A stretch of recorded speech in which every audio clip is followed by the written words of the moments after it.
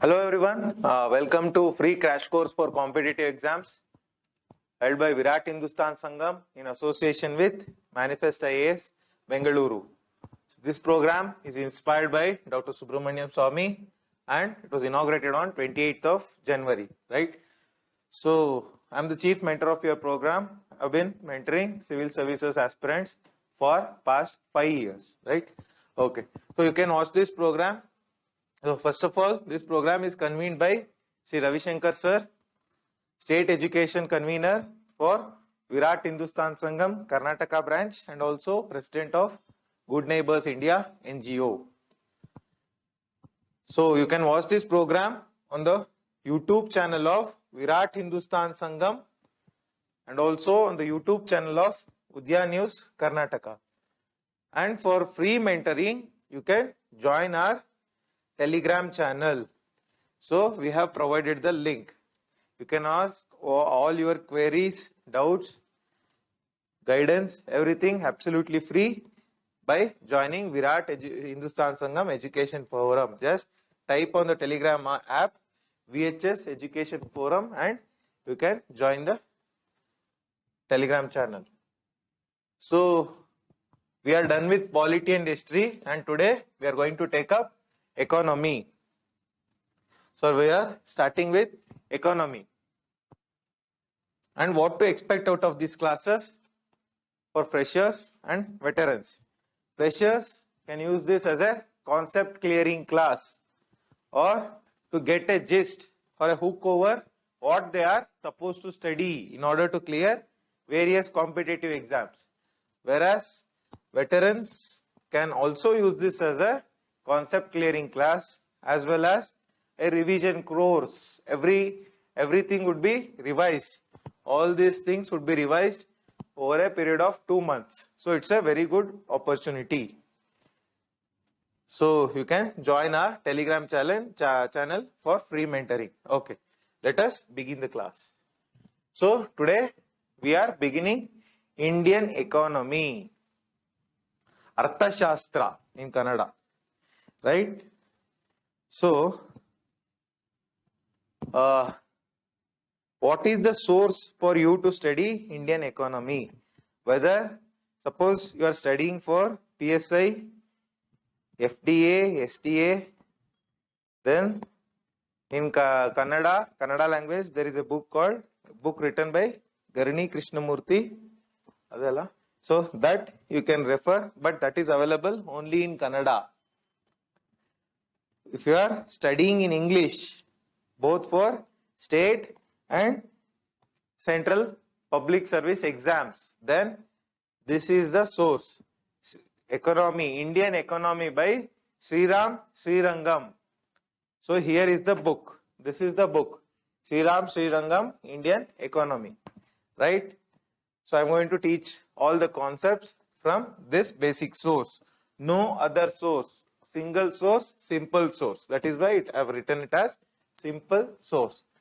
So today, on the day 1, we are going to clear the concepts, major concepts about economy. Economy andre eno. All these things we are going to look into in today's class. Okay. So, economy and economics. So, economy and economics. Economics is the study of economy, right? Economy means what? It is in social activity. It is a social activity based on buying of goods, selling of goods, services, not only goods. There are two things. One is goods, another one is services. Suppose if you take this pen or your mobile phone, it is a good which can be measured. Suppose something which is not measured. Suppose I am teaching you. Right now I am teaching you. It is a service. It is a service. You ride a auto rickshaw. You ride a auto rickshaw. Then that is also a service rendered to you. They are not giving you any good. You ride on a bus. That is also a service. You use mobile phone, connections of Jio, Airtel, everything. all of them are services. So you should know what is the difference between good and service. Good, something which is solid, which can be measured. Services, it is not solid, but it can be measured as well, but it is not solid. You cannot hold it within your hand. So that is what is meant by services, right? So economy. So the definition of economy is a social activity based on buying, selling, distribution of resources, marketing of resources, production of resources, all these things. In what areas? In the area of goods and services. If the goods and services are sold, bought, transported, produced, distributed, that is what economy means basically. So what is the difference between economy and economics? Economics means you study this activity, right? So simple thing is, you have a body, human body. So that is biology. That is biology, right? Suppose someone studies the biology, studies the body, then it is medical science, right? That is the difference. Economy and economics. Similar definition, right? Economics as a discipline. Discipline means what? Systematic study. So earlier, economics was not studied in a systematic way. ಒಂದು ನಿರ್ದಿಷ್ಟ ರೀತಿಯಲ್ಲಿ ಅದರ ಬಗ್ಗೆ ಅಧ್ಯಯನ ನಡೀತಾ ಇರಲಿಲ್ಲ. Economy ಅಂದ್ರೆ ರಾಜಕೀಯ ಜೊತೆ, ಪಾಲಿಟಿಕ್ಸ್ ಜೊತೆ, ಸೊಸೈಟಿ ಜೊತೆ, it used to be intermingled. It used to intermingle with politics, society and other things. Now we are studying economics as a discipline in modern era. So what do you mean by economics andre? The definition is, it is based on a Greek word oikos and nomos. Greek word oikos means what? Family. Oikos means family. Nomos means law. The law of family.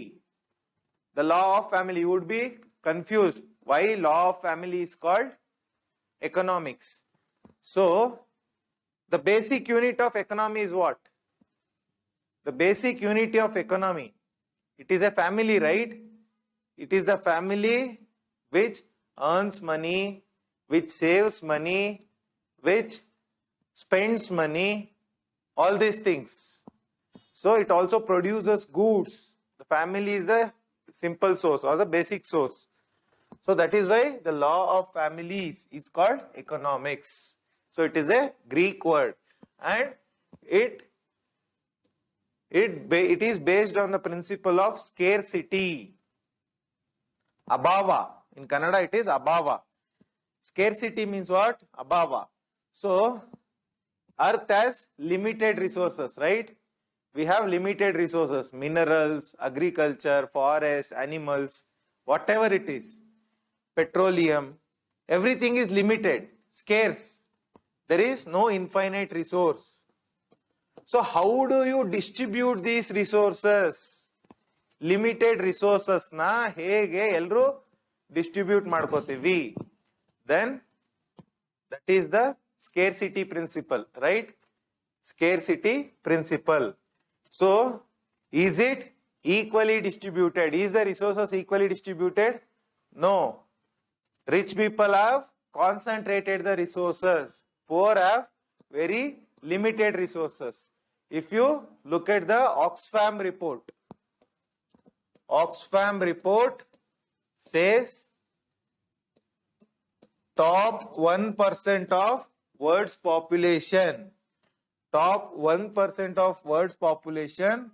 own 43% of resources. Out of 800 crore population, 1% is how much? 8 crore. 8 crore population own 43% of the resources. Another estimate, top 8 rich people in the world. Top 8 rich people in the world own more than bottom 50% of the population. Bottom 50% of the poor population. So the resources are scarce, but they are unequally distributed. Unequally distributed. That is why you have Article 39B and 39C in Indian Constitution. It says, 39B says, prevention of concentration of resources. Resources na concentrate agbardu obratrane. That will be inequality. Next says distribution of resources. 39C says distribution. It should not be concentrated.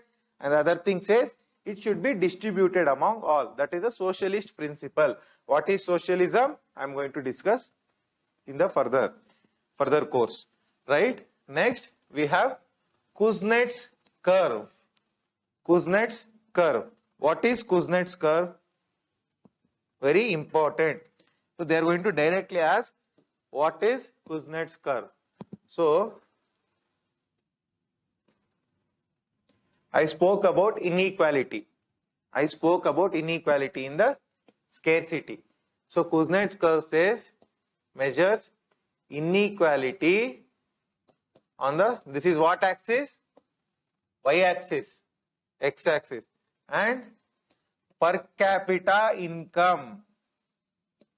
It measures per capita income, right? Inequality. So if they ask, please remember all the curves. All the curves are very, very important. They are going to directly ask questions. Inequality on the y-axis, per capita income on the, so you know what is inequality. Per capita income, I am going to discuss in some time. So per capita income, basic definition is GDP divided by mid-year population. GDP means what? Gross domestic product. So gross domestic product na mid-year population li divide madadre, we have per capita income. GDP or GNP. What is GDP? What is GNP? I am going to discuss. I am going to discuss in some time. Mid-year population, right? So suppose we say the GDP of India is 100 rupees. Suppose, and the mid-year population, mid-year around June, July, the population is 10. So what is the per capita income? Obratra est income barutte? 10. 10 is the per capita income. This is the concept of per capita income, right? Clear? So Kuznets curve shape is reverse parabola. Kuznets curve will be in this form. Please remember, I am going to emphasize again and again, it is a trace between inequality versus per capita income. You are going to get confused because there are many curves. Phillips curve is there. Many curves are there in economy. Kuznets is the first curve. So KUZNETS, right? So Kuznets curve. So it is always like, what does it say? If the per capita income is low, then inequality is low. Andre, ಎಲ್ಲರ ಹತ್ರ ಹಣ ಕಡಿಮೆ ಇತ್ತು ಅಂದ್ರೆ ಎಲ್ಲರ ಹತ್ರ wholesale ಕಡಿಮೆ ಇದೆ ದುಡ್ಡು, ಅವಾಗ ಇನ್ಇಕ್ವಾಲಿಟಿ ಎಲ್ಲಿರುತ್ತೆ?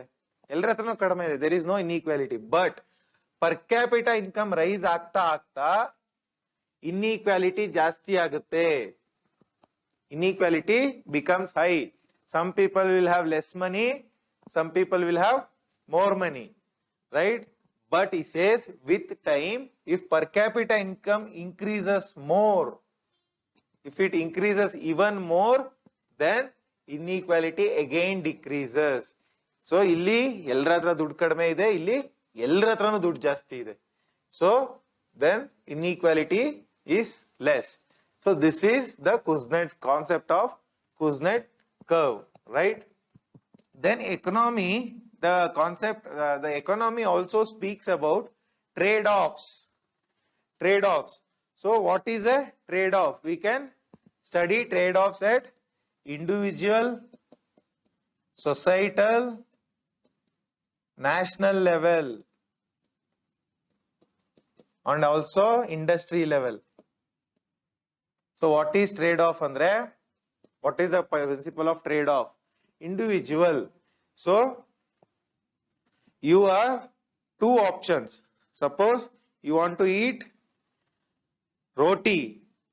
You want to eat roti and paneer butter masala, and also on the other hand there is at a good hotel, and also at the other hand there is an option of eating chapati at a normal hotel, right? Roti at one big hotel, chapati at normal hotel. So but roti cost 100 rupees, chapati cost 10 rupees. So also you want to buy some books. If you go for roti, you cannot buy books. If you go for chapati, you can buy books. So you will go for chapati. This is trade-off. You gave off the option of roti. You gave off. Roti banana, you went for chapati. You traded off. Even though you could buy roti, you just traded it off with chapati, right? That is at the individual level. Societal level alli, what is the trade-off? We have, suppose liberty. We have the concept of liberty, right? Liberty andre individual freedom. We have traded off freedom with the government. So is our freedom unlimited? No. If you think that your freedom is unlimited and go and break traffic rules, you would be fined. So you have traded off your freedom with law, right? Law balances your freedom. That is the concept of trade-off at the societal level. Next, national level. National level, what is the trade-off? So for example, India, you have the concept of bullet train is there, right? Bullet train. So India wants to invest, suppose 1,000 crore in bullet train, or 1,000 crore in what?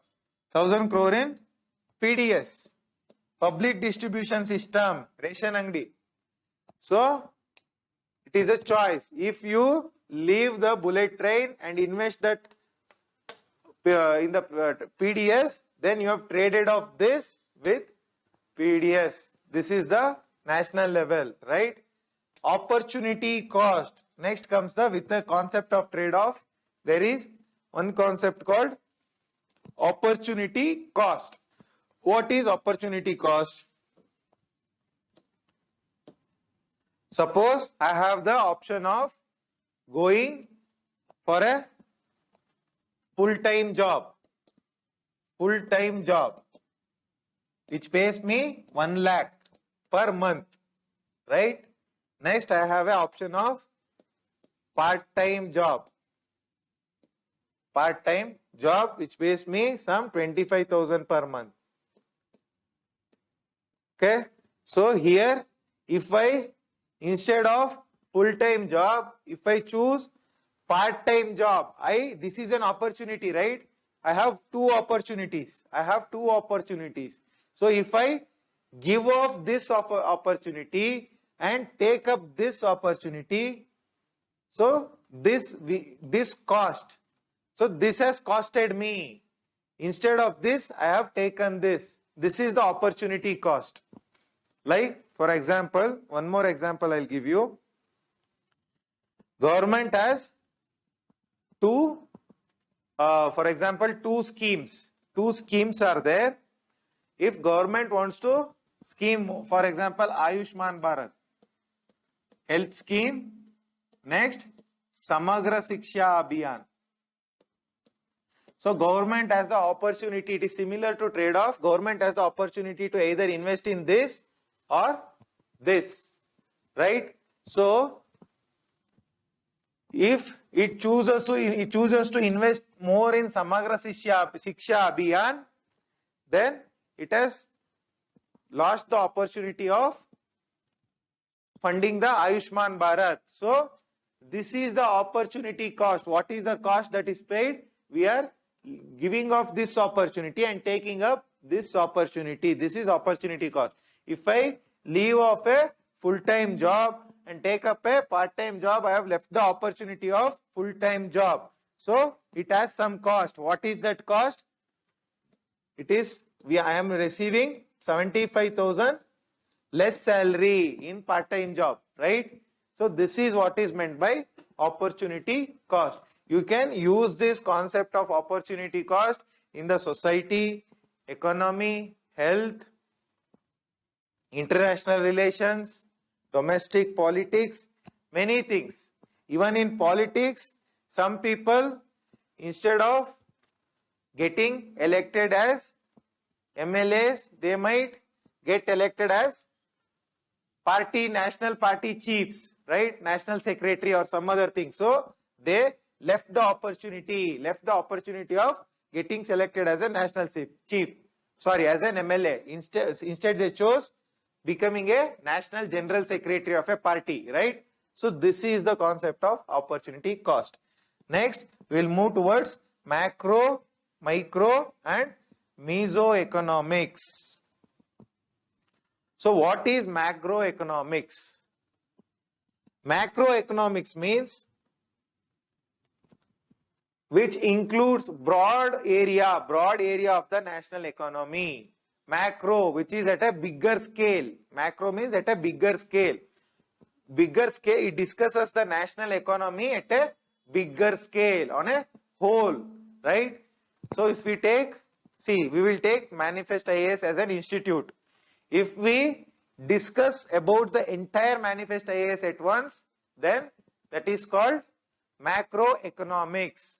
If we discuss about individual students in the Manifest IAS, then that is microeconomics.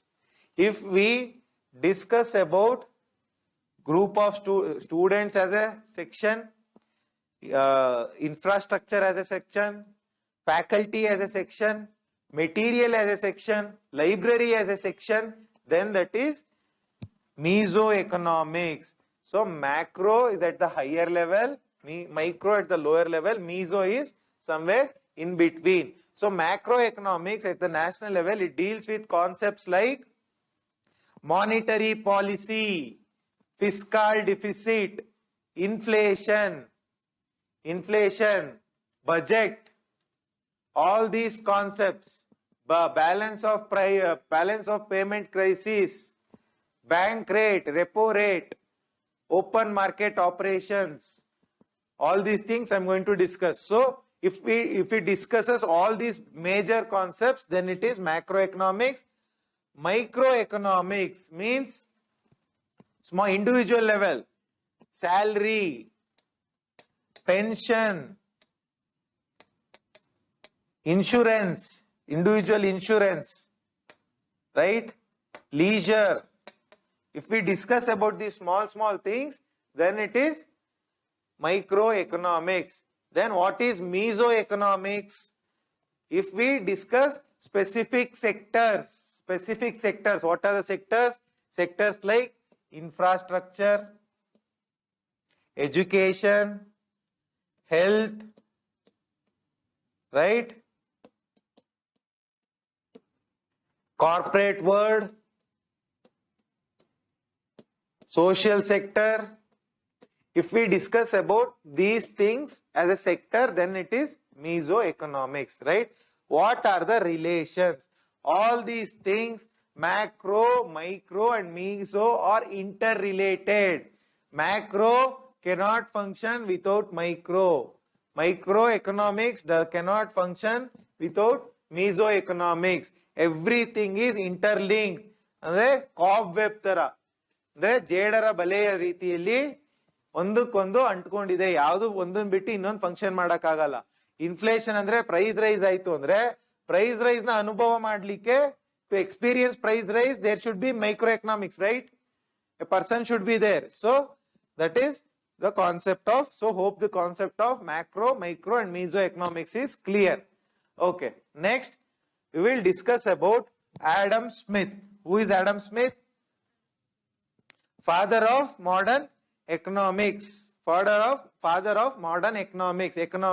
So he wrote a book, General Theory on Wealth of Nations. His book name is very, very important. Wealth of Nations. So he says, what is this concept? His concept is government should not intervene in economics. I mean in market. He speaks about market economy. What is market economy? Suppose you have a village fair, jatre. Village fair, jatre. Right? So in that, some person will bring cow to sell. Some person will bring milk, ghee or butter. Some person will bring sheep. Right? Sheep. Some other person will bring some other commodity to sell. Right? So, if they act freely without anybody's interest, suppose government comes here, government goes to the village fair, jatre hogi, ಇವ್ರಿಗೆ sale ಮಾಡಬೇಕು, you have to sell it to this person only, you have to, this price has to be only this much, you have to pay this much tax while selling anta. If the government goes and intervenes, then it is not market economy, it is state economy. State andre no, I have already told, state includes government. State economy. Market economy, government will not intervene. Complete free market economy, cow tandirono, he will sell at the price he wants. Nobody will ask him. Nobody is not responsible to anyone, and he can sell it to anyone he wishes. Right? So idanna this person speaks about market economy. So market economy, this is the concept of market economy. He says there is the invisible hand, and also invisible hand means in the market economy, the prices are determined by a invisible hand, andre stability. So market andre, if there is a market economy, in that market, that has to be stable, right? So if this guy buys this person one buys a cow and he sells a cow, he should also benefit, this person also should benefit. So then there is a stability in the economy. Suppose this person goes into losses, he gets too much profit, then there is no stability. So this stability is maintained by a invisible hand. Invisible hand, kannige kaande iro ಒಂದು ಶಕ್ತಿ market ಎಕಾನಮಿನ ನಡೆಸ್ತಾ ಇದೆ ಅಂತ Adam Smith ಹೇಳ್ತಾನೆ. So what is that invisible hand andre? It is self interest of individual. Self interest. So means what? Why would this guy want to sell his cow? Because he has a self interest, swartha. Andre he wants to make some money. Why does this guy wants to sell ghee or butter? Because he wants to make some money. Why does this guy want to buy a cow?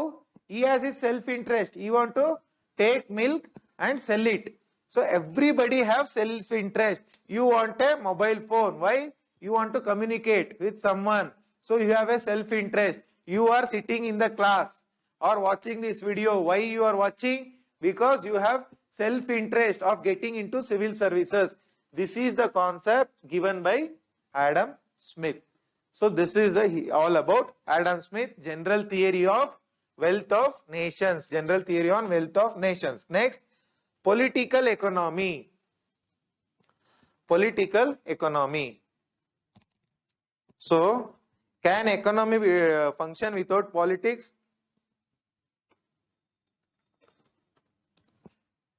So, economy is monitored by the political entity. It is monitored by the political entity. For example, RBI governor is appointed by government, right?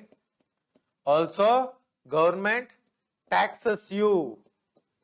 Government taxes you, indirect tax, direct tax, and also income tax, various types of taxes. and government gives MSP to agricultural crops, certain crops. So all these things, and also at the international level, buying of, for example, India buys what? Fossil fuels from Arab countries. So there in the international relations also there is economy involved. International trade, exports and imports are dependent on political economy. These politicians go and sign the free trade agreement. Once they sign, so without politics, economy cannot sustain, or economy cannot sustain without politics. So both are interlinked. This is the concept of political economy. Next, liberal and neoliberal economics. So what do you mean by liberal economy? Liberal economy means that which is completely free. There is no taxation. You can, if you earn 100 rupees, government has no right to ask you anything. So this is the concept of liberal economy. No taxation and absolute freedom is there. So who is the liberal economy spoken about by? Adam Smith. Adam Smith speaks about the concept of liberal economy. But this liberal economy fails during Great Economic Depression. Great Economic Depression. When does it take place? 1929. After First World War, there is a Great Economic Depression. Under this depression, so what happens? Economy gets overheated. Overheated. So what do you mean by overheated economy? Means in this market economy, there is no control, right? So essential goods in this economy, if all the products are similar, and every country has equal resources, means India also has oil resources, sufficient oil resources, and all the resources India wants, right? Then this free hand economy or market economy or liberal economy functions well. Whereas if there is inequality in the form of, for example, scarcity of resources. India is scarce in rare earth minerals. India doesn't have. India doesn't have crude oil, right? And India doesn't have nuclear fuels. Then India depends on somebody else, right? Likewise, those who had essential commodities, which is essential to the public. So what they did in the liberal economy, they got excessive profit. They made excessive profit because their products were selling high. There was a lot of demand for these products. So they increased the prices. So because of which because of this, there is a, when the prices gets increased, there is inflation. Inflation means increase of prices. Inflation. Not everybody could buy the goods. When everybody cannot buy the goods, actually what happens? The demand decreases. Right? When goods ಬೇಡಿಕೆ ಕಡಿಮೆ ಆದಾಗ demand reduce ಆಗುತ್ತೆ. When demand gets reduced, what happens? The production decreases. Demand ಕಡಿಮೆ ಆದರೆ production ಕಡಿಮೆ ಆಗುತ್ತಲ್ಲ goods to. If mobile demand is less, then production will also be less. When production is less, employees will be fired. Employees will be thrown out of employment. So they don't have money. They don't have any money. So when they don't have money, they cannot buy any goods. When they cannot buy any goods, what happens? Again, if they cannot buy any goods, again the demand for goods decreases. When the demand for goods decreases, again production decreases. Again employees are fired. So this is called a vicious circle. Vicious circle. Demand decreases. demand decreases and production decreases, employment decreases, and likewise it repeats and economy goes into a spiral down, depression. So there is loss of employment. There is no employment at all, and there is no food. There is no food. There is scarcity of everything, right? So this is what is meant by depression. So when depression happens, later came the concept of depression time only. One person comes called John Maynard Keynes. John Maynard Keynes. His name is very, very important as Adam Smith. So what this John Maynard Keynes does? John Maynard Keynes. K-E-Y-N-E. He gives Keynesian economics. So this concept is market economics. His concept is Keynesian economics. He says in a market economy, you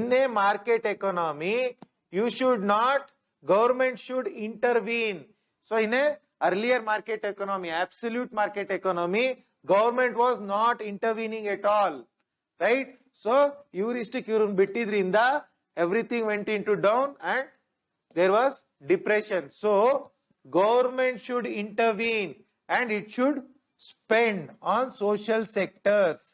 Social sectors andre food, health, education, all these infrastructure, all these things the government should spend. When the government spends on this infrastructure, so illi suppose government spends on health. Earlier there was no hospital, right? A person used to spend 100 rupees on health per month. So when government builds a hospital,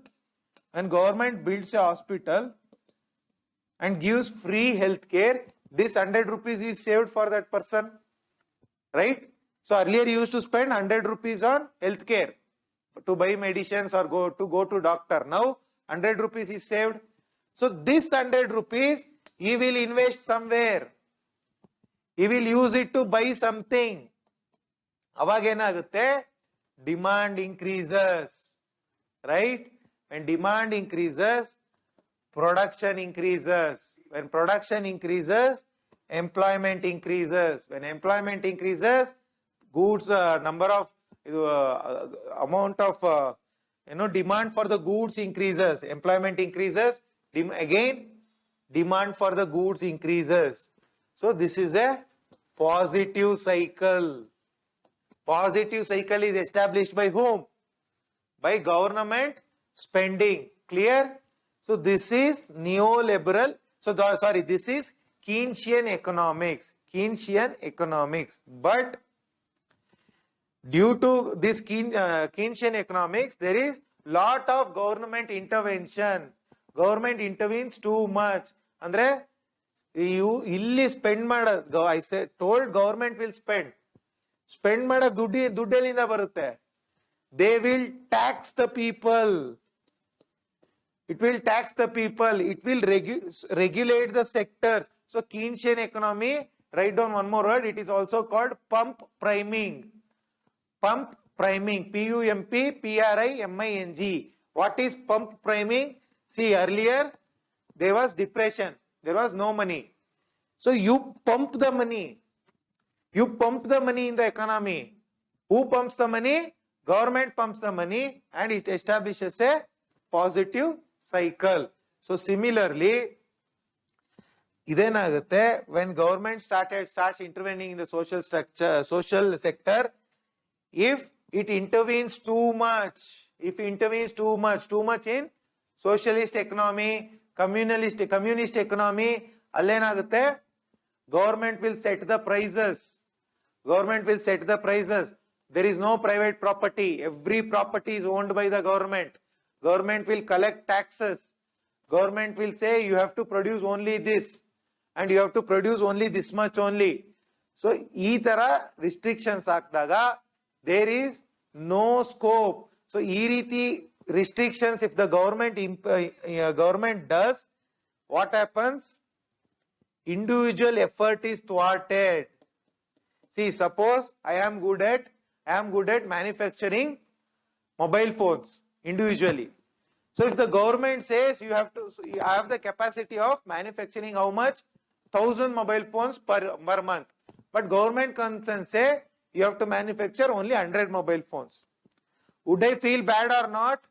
I would feel bad and I would not invest money in manufacturing mobile phones. So, again, there is no investment in the economy. When there is no investment in the economy, because of government restrictions, there is no investment in the economy. When there is no investment in the economy and there is no private sector, manufacturing of mobile phone at my individual capacity is a private sector. Private sector is controlled. When the private sector is controlled, there is no growth of economy. There is no proper growth of economy.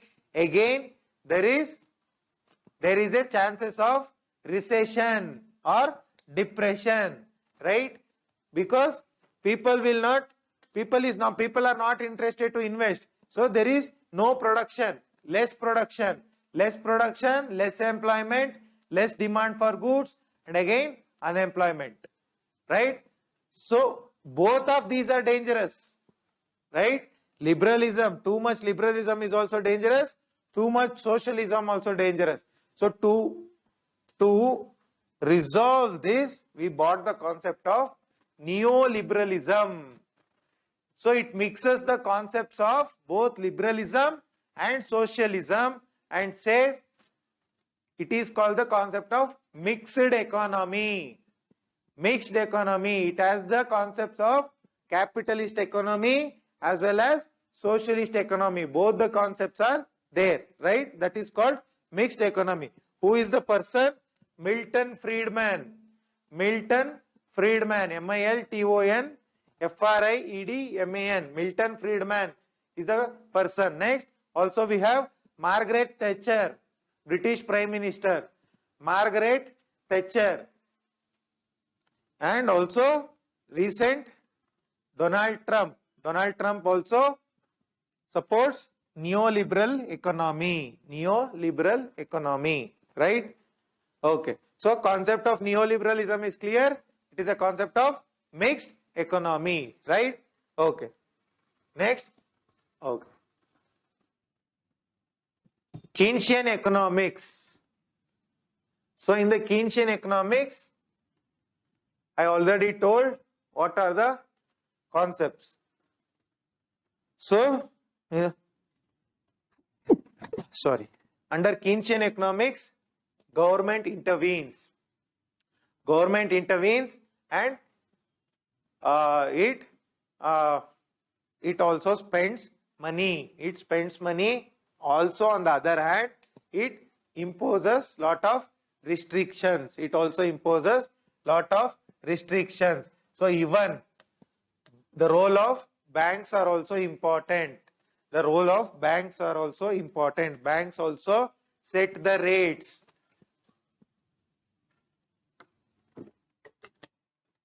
See, here government invests money in the economy, social structure and everything. What does the bank do? Bank decreases the interest rate. Decreases the interest rate. When interest rate is decreased, what happens? What is interest rate? So, if the bank gives you 100 rupees, it charges some. Now, what is the rate? It is around 4% by RBI. So, it charges some interest, some 2 rupees or 3 rupees. If interest rate is decreased, the demand for money is more, right? The money gets into the economy and there is lot of spending of money, lot of spending. When the spending is carried out, what happens? When you spend, where do you spend? You spend on food, you spend on clothes, you spend on goods. There is automatically demand. That is how the positive spiral. Positive spiral. There is an increase in demand, increase in production, increase in employment, and also a positive cycle spiral starts. That is how you get the economy out of depression, right? Next we have socialist economy and communist economics. So the simple definition, so this is a concept which most of the students find very difficult. Communist economics means private property is completely owned by the government. Private property is completely owned. Now suppose this building is owned by a private person, not by the government. But in communist economy, all the properties are owned by the government, owned by the state. Okay. So where do we find the examples of communist economy? Earlier, Soviet Russia, USSR, during the time of Lenin and Stalin, there was communism. There was communism, and also during Maoist China, during 1950s and 1960s, we find the example of communist economy. Whereas India is a democratic socialism country. Socialist economy. Socialist economy means this is government doesn't own, private property is there, and also government intervention is also there. It is not the entire thing is not owned by the government. Only few sectors like infrastructure sector, railway sector, banking sector, right, and health sector. Some sectors are owned by the economy, owned by the government, and also at the same time private sector is also there. Private sector is also there, right? In social economy, there comes a concept of means and modes of production. Means and modes of production. So in communist economy, both the means and modes. So what is means? Labor, land and capital. Hana, ಕೆಲಸಗಾರರು ಮತ್ತೆ land, ಭೂಮಿ, ಮೂರನ್ನು government own ಮಾಡುತ್ತೆ. Right? In communist economy, that is means of production. Modes of production means whether it is private, primary sector, secondary sector, industrial sector, service sector, all those things. Those are modes of production, right?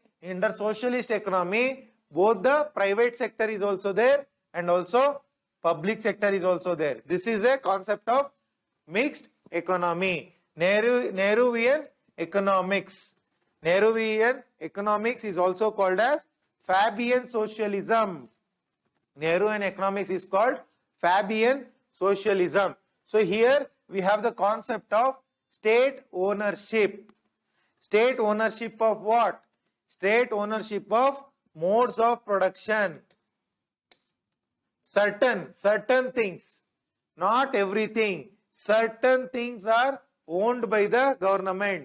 Certain things like your infrastructure, railways, right? All these things, and dams are owned by the government, right? And also atomic energy plants are owned by the government, and many other things. What else is owned by the government? Roads are owned by the government, right? So like this, certain things. So if we have to focus on Nehruvian economics, we have to go before 1991. Before 1991, liberalization, privatization and globalization, most of the things, including telephone was owned by the government, banks were owned by the government. There was no concept of private sector. Rather, private sector was very limited. The concept of ownership of state used to be the owner of majority of the things. There was very less private sector. Now the private, still now we are a socialist economy, but we practice market socialism. It is a kind of democratic socialism. So what does India follow, Andre? We follow democratic socialism. Under democratic socialism, there is both private sector and public sector. Both the things are there, right? This is also called as market socialism, right? Okay, now we are moving towards more and more neoliberalism, capitalism, because we are encouraging private capital. Next, Gandhian economics. So Gandhian economics speaks about local areas, local emphasis, that is village level, cottage industries, gudi gaigarike ಬಗ್ಗೆ ಮಾತಾಡ್ತಾರೆ ಗಾಂಧೀಜಿ ಅವರು. Village should be self sufficient.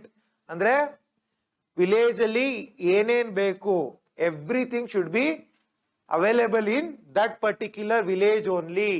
So it is dependent on local emphasis. Local emphasis also spoken in your directive principles of state policy, article 40. Article 40 speaks about local emphasis, that is Gandhian economics.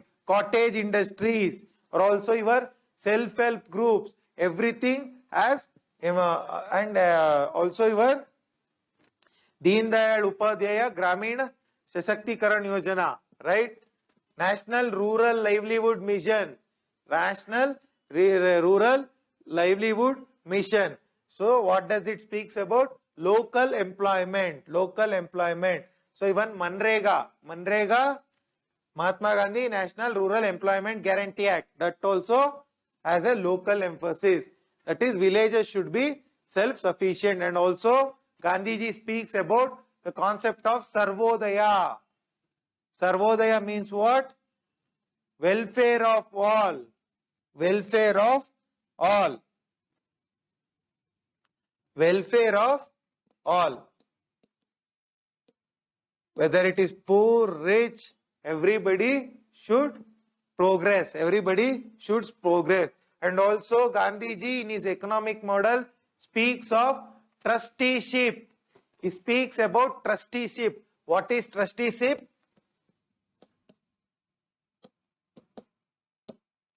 So there are poor and there are rich, right? Rich should be the trustees of wealth. Suppose rich are earning 1,000 rupees, poor 10 rupees. So he should be acting as a trustee. So trustee means what? Your societies, cooperative societies will have trustees, organizations, right? Registered organization, many parties and civil society, many things have trustees, which means they manage the fund on behalf of the public and they utilize this fund. They utilize this fund for the welfare of society. They utilize this fund for welfare of society. So this is trusteeship, was given by Gandhi, Gandhian economics. Next, he also speaks about bread labor. What is bread labor? Everybody should earn his own bread. Every person should be our kaal mel avare nintkobeku. Bread labor. He should earn his own income. Everybody should have some bread labor. That is minimum wage. Minimum wage. What do you mean by minimum wage?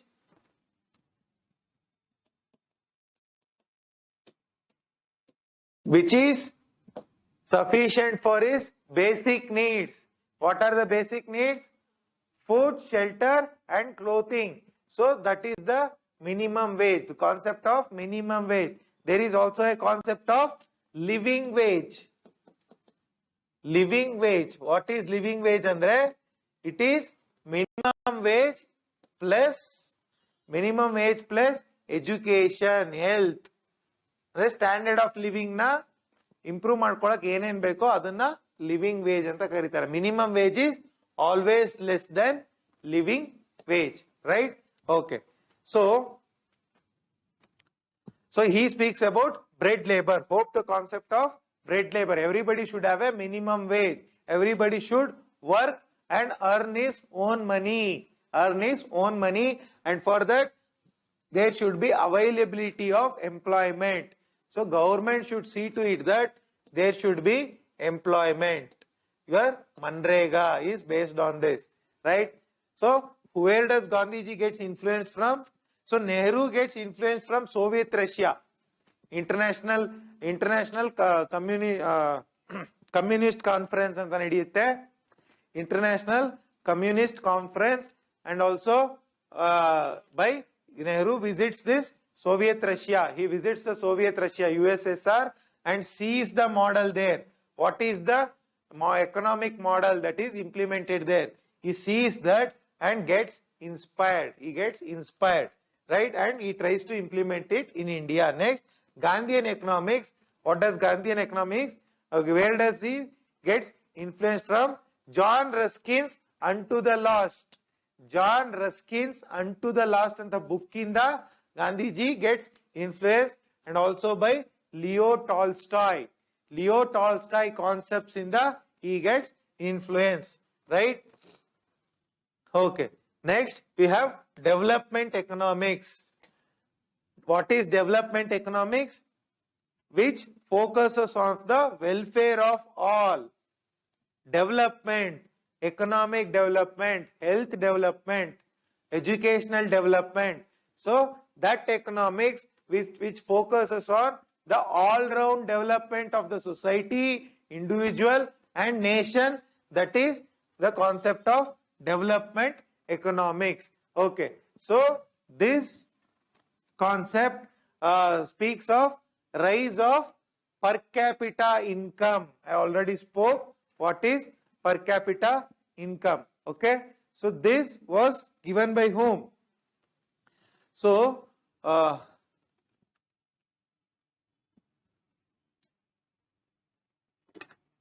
was given by Amartya Sen. Amartya Sen speaks about development economics, right?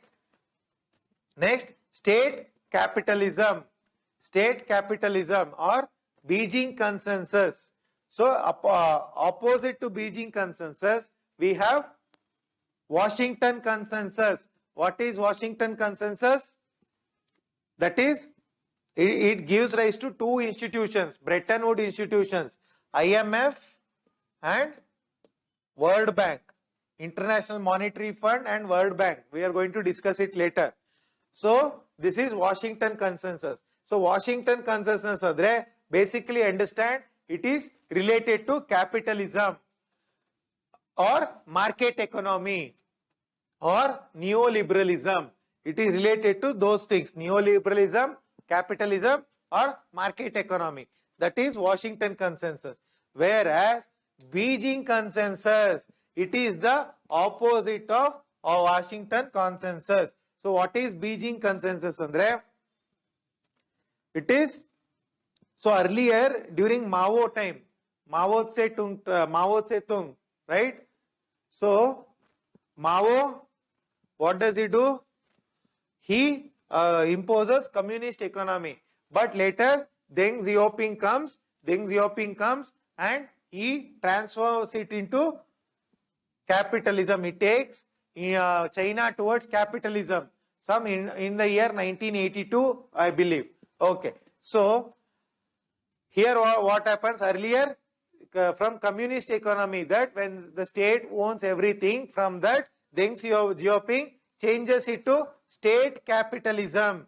State capitalism is a different form of mixed economy. So the Indian mixed economy, we have the mix of public sector plus private sector. Private sector also invests, public sector also invests money, right? In state capitalism, it is the majorly the state also state encourages the people to invest, and also initially when Chinese people did not have money, it was the state, it was the government which invested lot of money in the building of infrastructure. If you look at the map of China, the entire eastern region, that is towards the South China Sea, entire stretch is industrialized. How did it get industrialized? It was the Chinese government which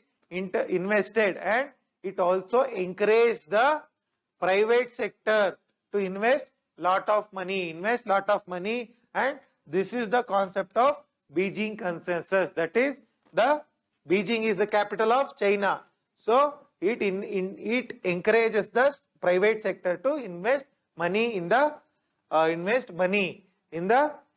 market, right? And also we have mercantilism. So mercantilism, yesterday I spoke about in the history class. So what is mercantilism andre? Mercantilism is derived from the word merchants. Merchants means what?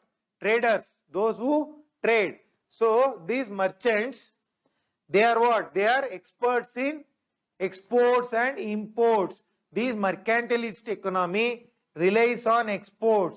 Lot of exports from the country, and by exporting lot of things, it receives lot of money. By exporting lot of that is the concept with respect to Make in India. So under Make in India, we export a lot of goods.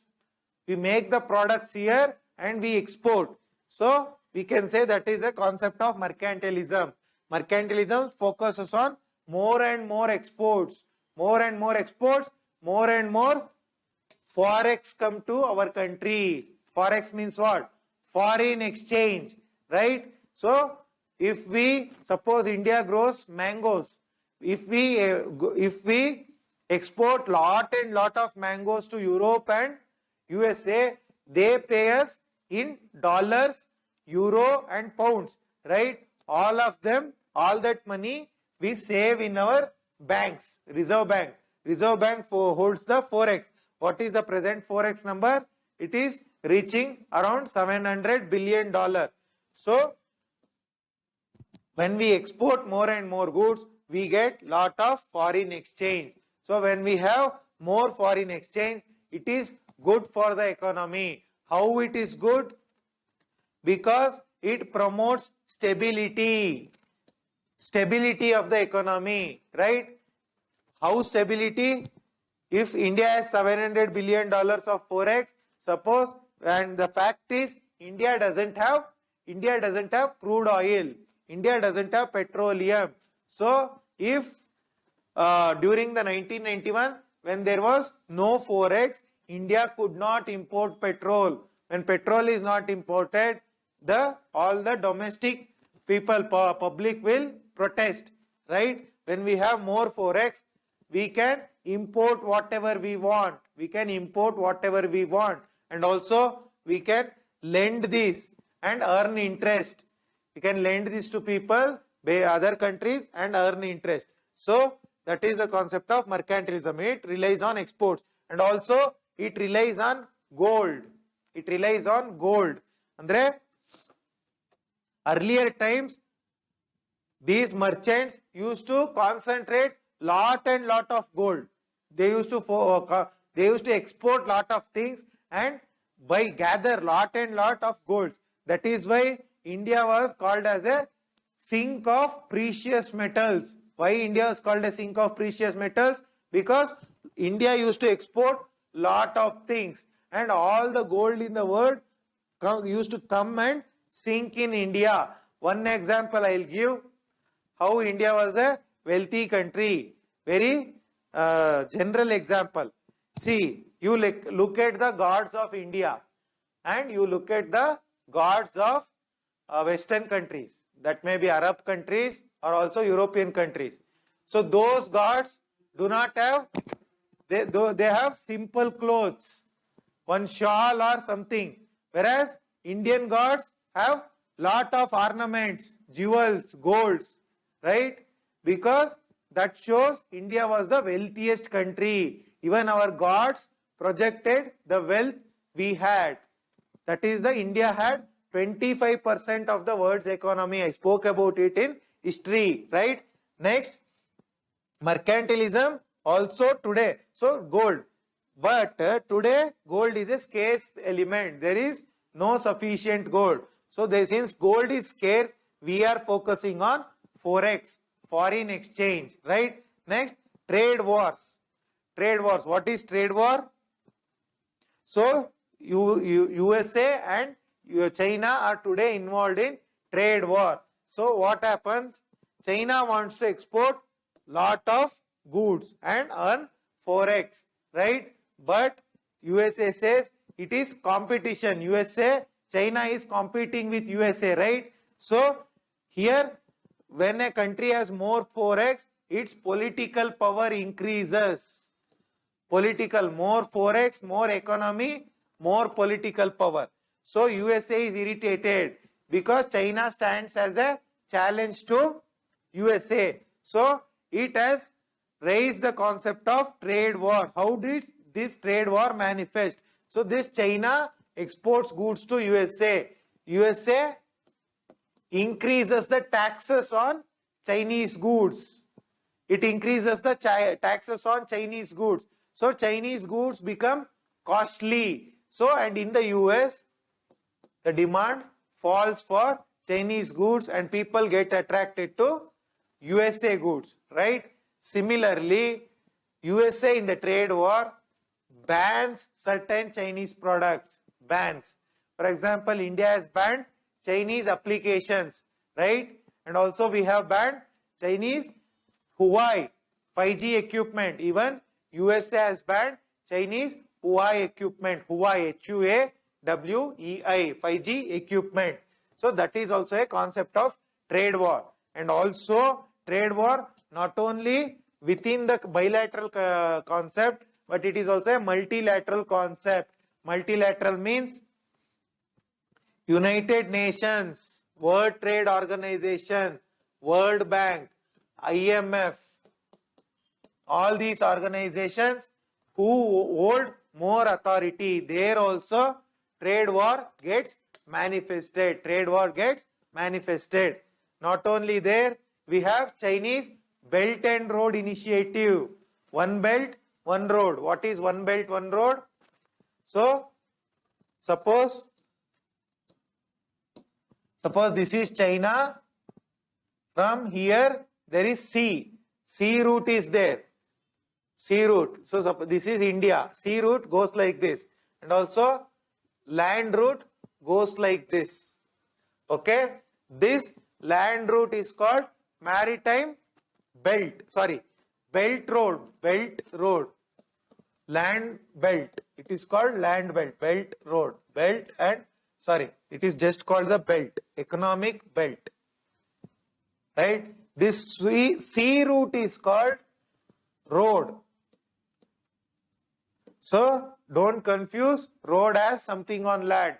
Road is maritime road. That is on the ocean. So, belt is on the land. So, here in this, China aims to build infrastructure. Infrastructure China aims to build. Digital infrastructure, trade infrastructure, right? And also physical infrastructure like roads, railways, oil pipelines, everything. By this, China wants to connect to entire Europe, Asia and Africa. So this is the, so here also China is investing lot of money in other countries. This is also opposed by USA. This is the concept of trade wars and it is can be seen as a modern form of mercantilism, right? Behavioral economics. So this was given by Economic Survey 2019. This concept was given by Richard Thaler. Very important. He got a Nobel Prize for Economics in 2017. Richard Thaler. He got Nobel Prize for Economics in 2017. Right? What is behavioral economics? See, under behavioral economics, what happens? See, it is simple. Suppose you buy a mobile phone on Flipkart, right? If they market directly market, if they market 900 rupees MRP, one option, if they mark 900 rupees as MRP. Another option, they mark 1000 rupees MRP and give 10% discount. Would you be attracted by this or this? We would obviously be attracted by this because it is human nature. human nature. This is the concept of behavioral economics. Based on human behavior, how the humans spend, how do they spend, what do they demand, what goods they demand, what services they demand, based on which they demand, how those demand can be tweaked, how that demand can be impacted. Everything is spoken under behavioral economics. It was given in Economic Survey 2019, and it speaks of nudges. Nudges. So what do you mean by nudges? Andre, this 10% discount is the nudge. And also this behavioral economics is also utilized under Swachh Bharat Abhiyan. Swachh Bharat Abhiyan, it is used. Digital India Mission, it is used. Jan Dhan Yojana, it is used. And also Ujjwala Yojana, it is used. So and we will speak about Swachh Bharat Abhiyan. Earlier, there was no toilets, right? Very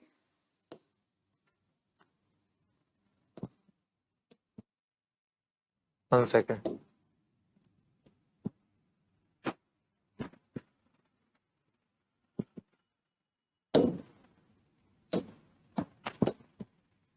So earlier, there was very less toilets, right? So to build a toilet, if the government asks you to build toilet, would the people build toilet? No. If the government says, you build toilet, we will give 50,000 rupees subsidy, then obviously people will build toilets, right? This is the nudge. Nudge means to push the people to do good things. So this is the concept of the behavioral economics. Similar in your Jan Dhan Yojana. Jan Dhan Yojana, if you enroll in the bank account, you get 1 lakh rupees free accident insurance. So it is a nudge. It will encourage people to get enrolled in Jan Dhan Yojana, right? So that is the concept. Next, we have green economics. So what is green economics, Andre? So because of all this, because of the growth, earlier we used to just measure growth in the term of industry or GDP and in these terms, right? Whereas this concept of green economics says that if we just measure the growth in the terms of industrial production or GDP or goods and services, it will impact the environment. Impact the environment in the terms of pollution, greenhouse gases, global warming, all these things. So what does green economics says? So it is given by, one of the concept is given by Thomas Malthusian theory on population. He says resources are limited, right? Resources on earth are limited. We have limited resources, alva. So, but population is increasing. When the population increases, there is increased demand on the resources. There is a increased demand on the resources. So it will lead to lot of problems. That is tried to get addressed in the green economics. And also there is a report called Limits of Growth. Limits of Growth anta one report barutte in 1968. 1968 this report comes, and also there is Brundtland Commission report. Brundtland Commission report. This comes in 1987. It also says that growth, that the GDP based growth which we are pursuing is bad. We have to pursue green economics. That is said by Brundtland Commission.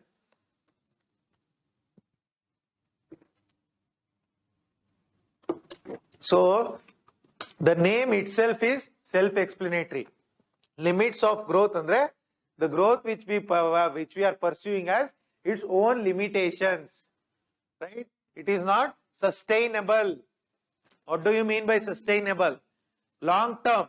It cannot be taken for long, right? For example, your crude oil. Crude oil we use like anything. We ride the vehicle. Every person has 3-4 bikes, 2-3 cars. So they ride it like they want, like they wish. So that type of growth, buying more and more things, right? Consumption based economy, that has its limitation because we have limited resources. Brundtland Commission also speaks about the same thing. It gives its report in 1987. Next, indices. There are a lot of indices.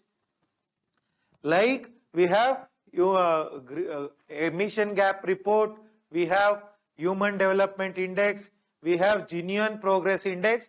All these things we are going to discuss in the further course, right? Next, economic growth and its measure. Economic growth and its measure. How economy growth is measured? We are producing some things, right? Some products we are producing. So I am giving this service of teaching. Similarly, a farmer is producing crops, right?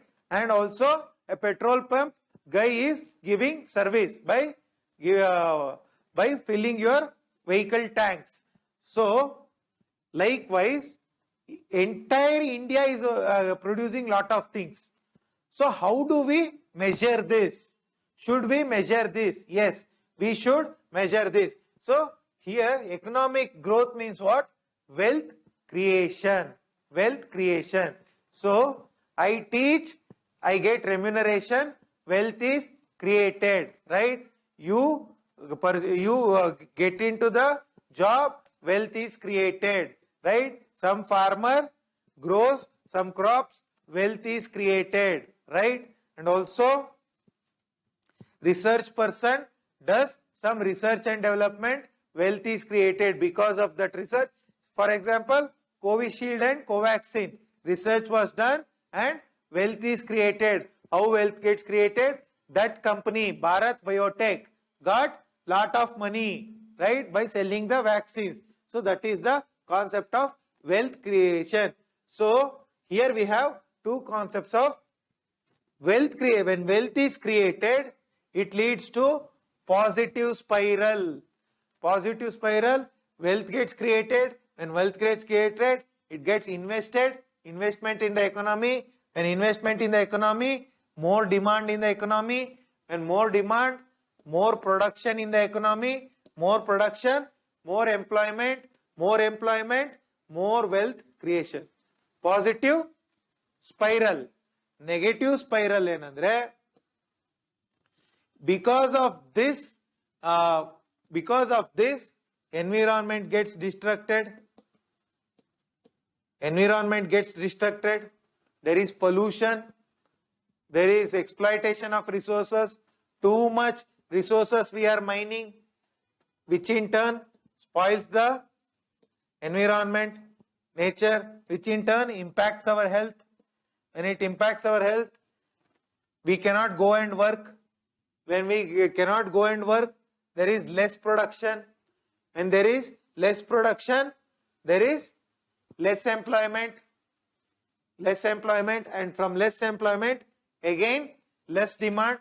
So there is a negative spiral as well, right? So we will speak about business cycles. In economy, this concept is very, very important. Slow business cycles. So every economy works in cycles.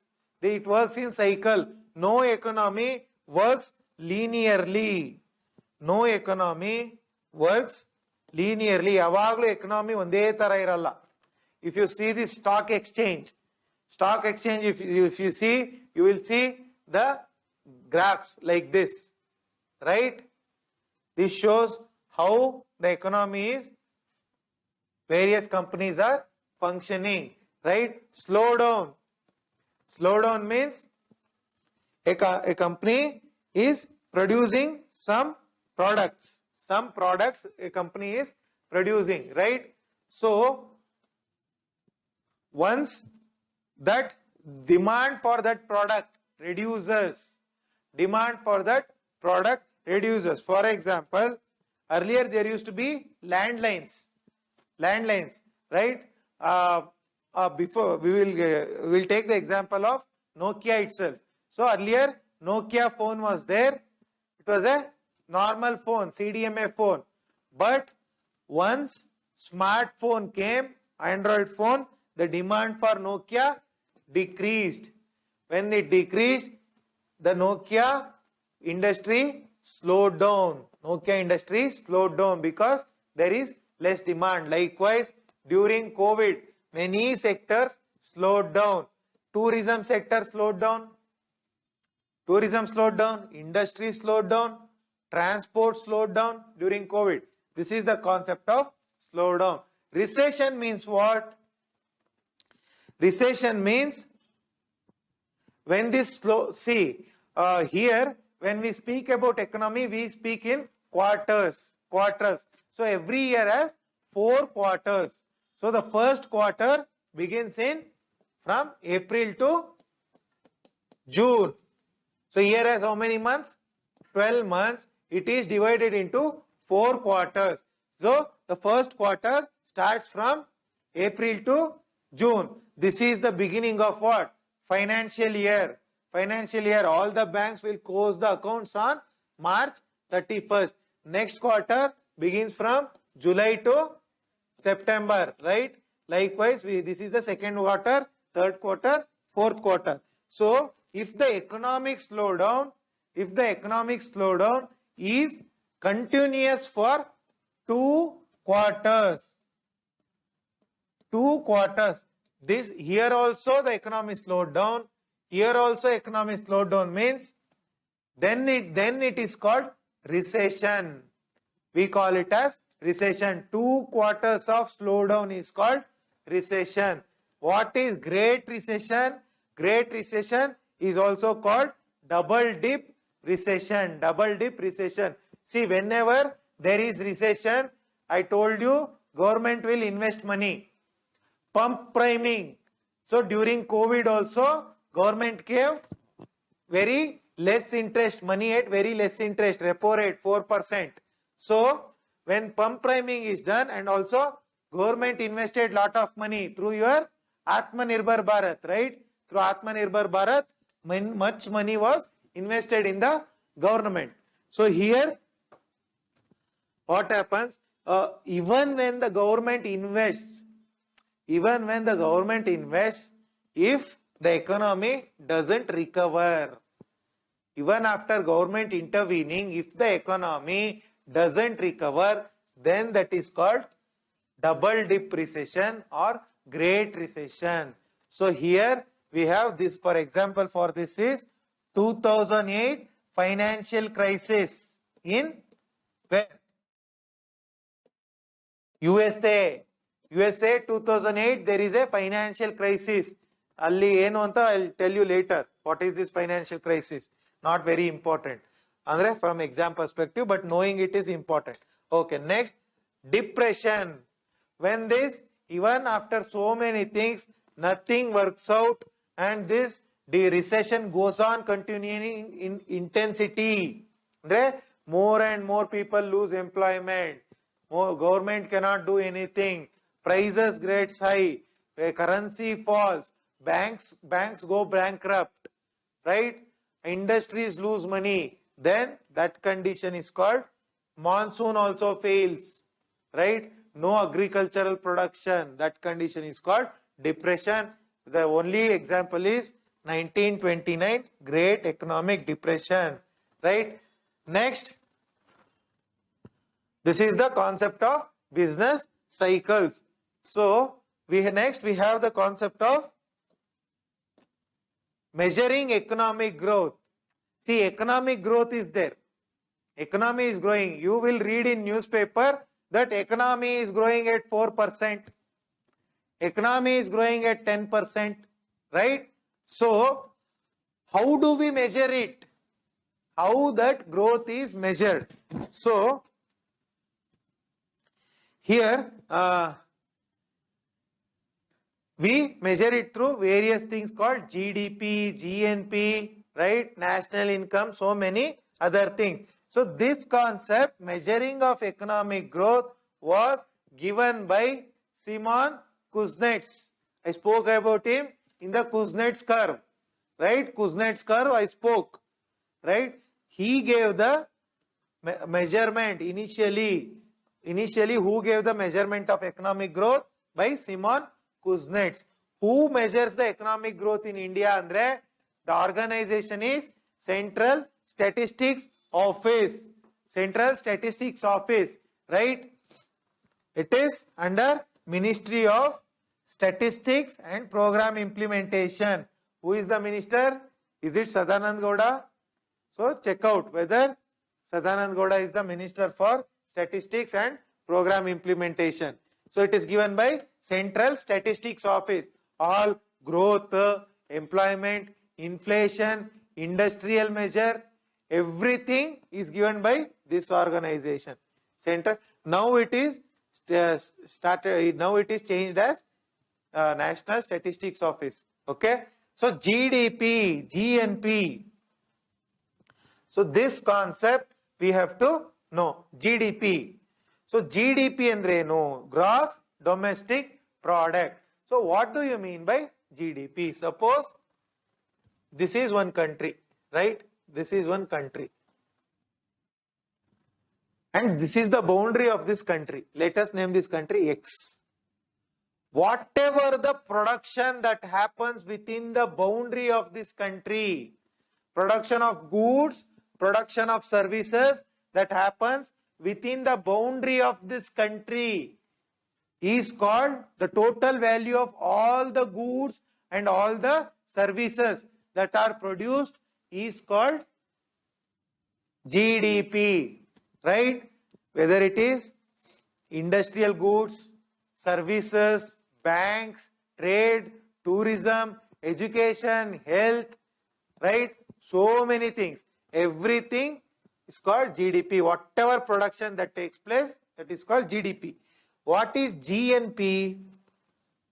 Gross National Product. Gross National Product, right? Gross National Product andre. So it includes all the, suppose this is a country. So GDP is a geographical faculty. Geography ಒಳಗೆ ಏನಾಗುತ್ತೆ ಅದು GDP. Clear? So GNP andre, it is a citizenship concept. Citizenship. Suppose this is India. Whatever the Indians produce, that is counted in GNP, national citizen. Suppose I am an Indian, I am in London, I produce something, even that gets counted under GNP. I need not produce within India, I can go into London and produce, but I am an Indian citizen. I am producing that product, that is why it gets counted as GNP. GNP, whatever the citizens produce. GDP, whatever is produced within the boundary of the country. Clear? Okay. Illi, there are two things. One is, we will take the example of Germany. Suppose, see, illi, India dalli some, let's say, some Americans are there, right? This is, let's say, this is England, illi some Indians are there, right? So under GNP, GDP, whatever even the Americans produce within the boundary is counted. But in GNP, num citizens madad matra we count. America donu nammal band produce madare now count madalla under GNP. Whereas now America dal produce madare, because I am a citizen, that gets counted. Clear? Okay. So BRI, Belt and Road Initiative, I told, right? Under Belt and Road Initiative, what happens? China, let's say this is China. This country is China. So it has connectivity with various countries, right? So is China's GNP higher than GDP or GDP higher than GNP? GNP. Why? Because of this connectivity, it is Chinese nationals. Chinese nationals are producing here in other countries as well. So China's GNP is higher than GDP. Coming to closed economy. So before 1991, India was a closed economy. So there was no much imports, not much exports, very limited. So then our GDP was higher. Our GDP was higher because not much Indians went outside, not much money came into India, right? Even today, India's GDP is higher than GNP. Even today, GDP is higher because we receive lot of foreign funds. That funds come into the boundary of India, alva. It is utilized within the boundary of India. That is why India's GDP is higher. So you may say there are so many Indians who are producing so many things outside India. So GNP should be higher. But if you calculate, subtract and add, if you subtract that whatever the Indians produce outside the country and add the foreign investment, FDI, actually FDI is higher. That is why India's GDP is more than GNP. Ireland and India's GDP is higher. Ireland allenandre GNP is higher. Why GNP is higher means all not exports. Actually, all these companies, Google, Facebook, Apple, Microsoft, all these countries' headquarters are in Ireland. Why? Because there is zero tax. So, but there within the boundary of Ireland, there is no production. Only the headquarters is there. So, when since there is no production within the boundary, only the headquarters is there, their GDP is less. There is no much production. However, GNP is higher. Because these countries, companies, the company that is Apple are earning lot of profit. So since their mother country is Ireland, so their GNP has to be high. Clear? So this is the concept. Next, better measure. Which is the better measure? Whether it is GDP or GNP. So actually it is GDP, it is the GNP which is the better measure. Gross national product is the better measure than GDP, right? Okay. Why? Because it is a nationalist concept. Because whatever the foreign investment, I told, foreign investment is high in India. It comes to India and produces lot of things. But those foreign companies will take the profit and go back. They will not invest more in India. Those profits are not available to us. Whereas Indians go and produce somewhere else, that profit comes back to India, right? So GNP is a better measure than GDP. Clear? Okay. Next, share in economy sectors. So how many sectors we have? Primary, tertiary and quaternary. So primary sector involves agriculture, fisheries, mining. So this is basically the fishery, forest, minerals and all those things, minerals and quarry. All these things are primary sector. So primary sector contribution to India's economy is 18%. Okay. So under this, agriculture contribution is 15%. That is this sector, 15%. Okay. So next we'll talk about the secondary sector. Secondary sector alli we have industry. Industry is there. All your tourism, all your manufacture, electricity production, petroleum production, all those things comes under secondary sector. And also construction. Construction also comes under secondary sector. Secondary sector contribution to Indian economy is 27%. 27%. Right? Next, we have tertiary sector. Tertiary sector we have first tourism, trade, education, hotels, right? Education, health, everything comes under tertiary sector, right? Not only that, even your real estate and other services comes under this. Not only this, also government services also comes under tertiary. Tertiary sector contribution to Indian economy is 54%. 54%. Right?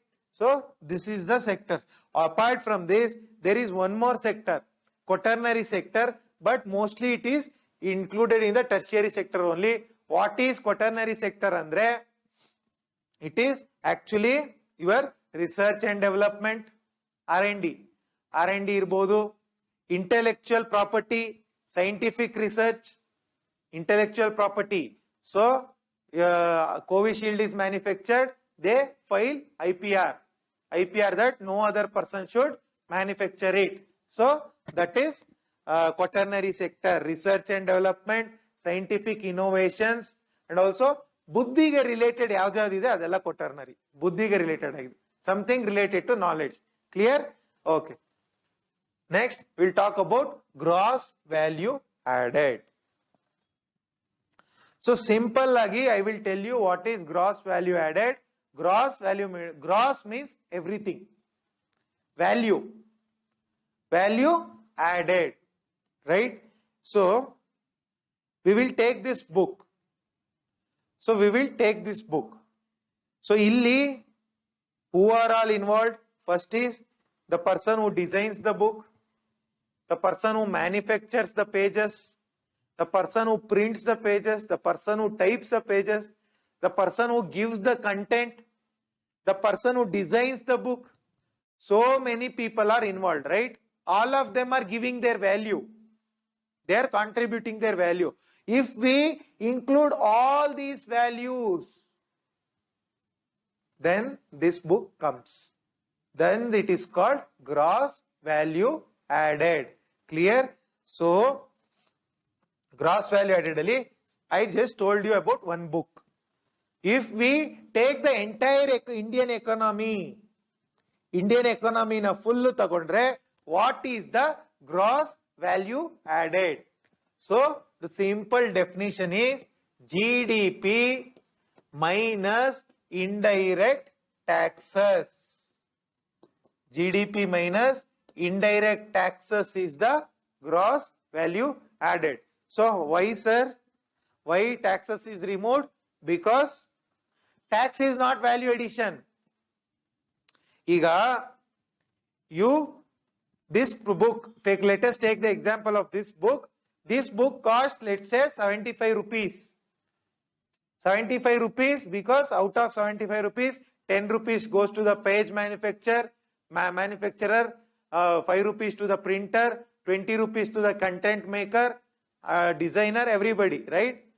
That everything comes under 75 rupees. 25 rupees is what? Tax. So, illi value addition is happening. Tax al en aagta ide value addition. There is no value addition. It is just the tax which goes to government.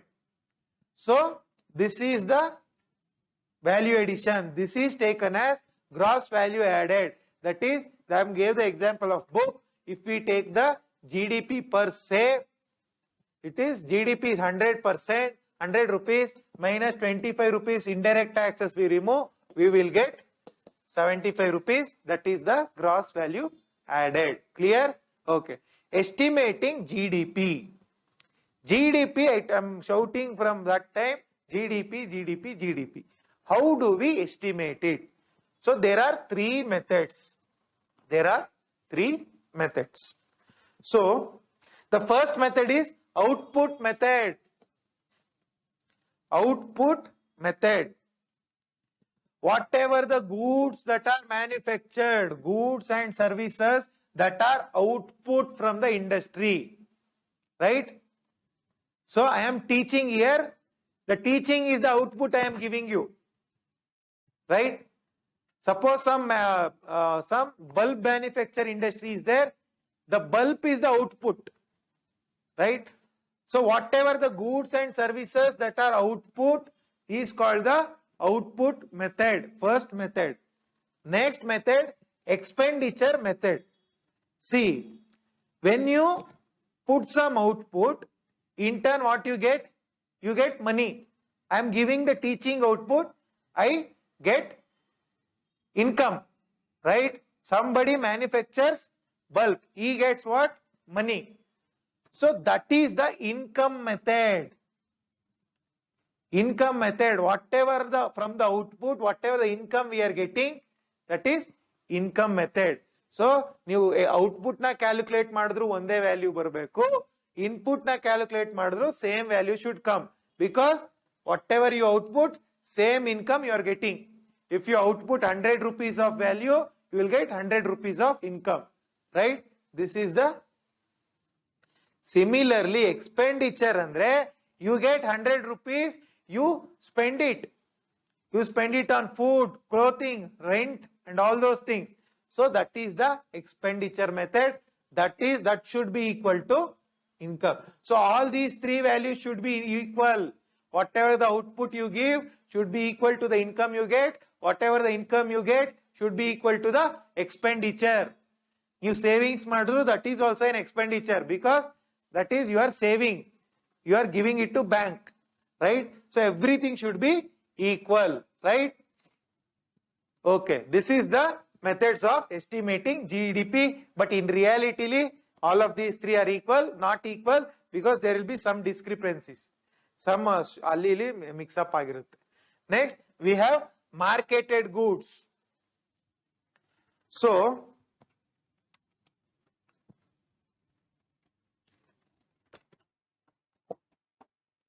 what are the marketed? First, we will talk about final goods. See, we will take the example of this mobile phone. This is a final good. Final agi nan kaili irtakanta ondu product. E product manufacture agbekadre, there are various semiconductor chips, displays, batteries, wires, ports, various things, software, hardware, various things. So all those things come together to become this good. So this is the final good, whereas the transistors, the chips, the semiconductor chips, the software, all of them are called intermediate goods, right? So only the final good is counted. Only the final good is counted in GDP. Madhyadhar, for example, if you buy a car, tires, the batteries, the steering wheel, the seats, all of them are intermediate goods. They come together to form a final car. So GDP counts only the final car, not the intermediate goods. Why? If they count the intermediate good and also the final good, double counting agutte. Illu count madirtira, it will lead to increased value. That is wrong, right? That is final good. Next, newly produced goods. GDP only counts the newly produced goods. So what do you mean by newly produced goods? So I bought this book from Flipkart or some bookstore. This is a new book. Only new goods are counted under GDP. If I bought this at 100 rupees, I give this to at 50 rupees. If I sell it second time, it is not counted. Secondary car, second-hand car, second-hand mobile, all these things are not counted in the GDP. Only newly produced goods are counted in the GDP, right? Okay. Next, we will talk about marketed goods. Marketed goods. So, what is marketed goods, Andre? For example, a mother takes care of a child or takes care of her home. Is it counted under GDP? No, because she is not selling it. She is not selling it. Suppose I am teaching you. So this is a economic transaction because of which I am getting paid.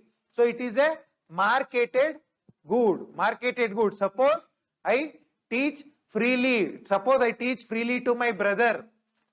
My brother I teach freely. That is not marketed, right? So even the social service, NGOs, those are not marketing the goods. They are doing it for free. So GDP counts only the marketed goods, right? Okay. Next, we will talk about transfer payments. Transfer payments. So what do you mean by transfer payment?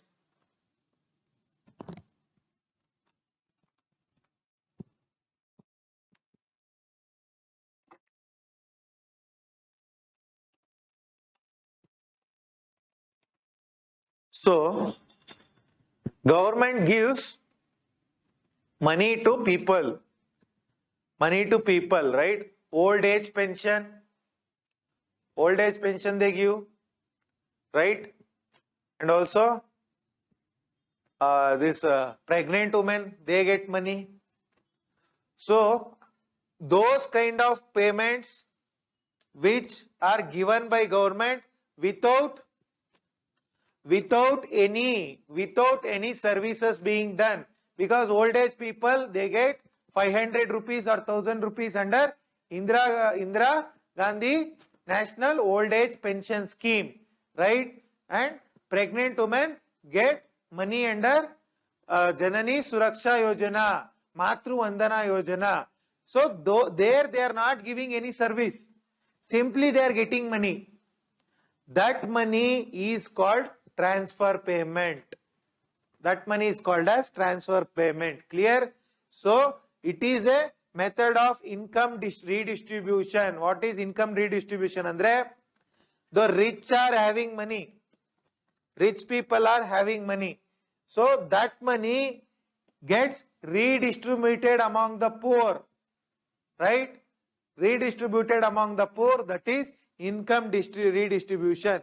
Is transfer payment same as subsidies? No, because subsidy is given on a product. Subsidy is given on a product, right? You manufacture a mobile phone, government gives subsidy. Suppose you have electric car, electric two-wheelers, they are getting subsidy by the government. So subsidies are given on products because there is a real product. Fertilizer subsidy for farm agriculture, a fertilizer seed subsidy, electricity subsidy, water subsidy, all these things are given to based on some real product. So it is based on some real product. Whereas transfer payment is not based on any product. This is the difference between transfer payment and subsidies. Clear? Okay. Conditional versus unconditional. Conditional. I told pregnant women are getting money. Only if they are pregnant they will get money. So the condition here is pregnancy is the condition. Old age people, only when they are senior citizens they will get the pension, not otherwise, right?